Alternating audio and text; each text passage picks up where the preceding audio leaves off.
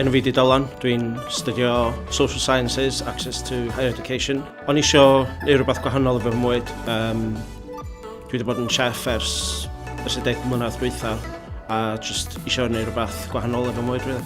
Yn y cwrs yma yn Criminology, da ni'n planio mynd i studio cwrs yn Lerpwl, so mae hynny'n rhywbeth dwi'n edrych ymlaen i. Peth mwyaf dwi'n mwynhau mwyaf yn y cwrs ydy gallu cyfarfod pobl newydd, neu ffrindiau newydd.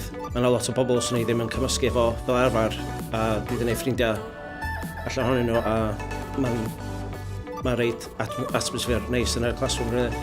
Cyfystyrs ar gael yn coleg, fydram ffoltio nhw rili, mae'r pethau fatha'r canteen, mae'r llwythio llefydd i ista yna. Dwi'n mynd am coffi, bwyd bob bore yna, a'r llyfrgell hefyd. Mae bob fath o llyfr ar gael yna. Os di'r llyfr ddim ar gael, mae o garantid fod ar y cyfrifiaduron. Mae'r coleg di newid fi lot. Cyn dod i coleg yn ei distaw, ond ers dod i fewn i'r coleg dwi wedi newid lot. Dwi'n mwy talkative, dwi wedi bod mwy social, dwi wedi gallu just bod mwy open rili, just gallu siarad o rywun. A dwi'n meddwl bod dwi'n troi fo'n i person gwell ers dod i coleg. Ar ôl y cwrs yma, plan fi ydy rili mynd i University yn Bangor i studio psychology.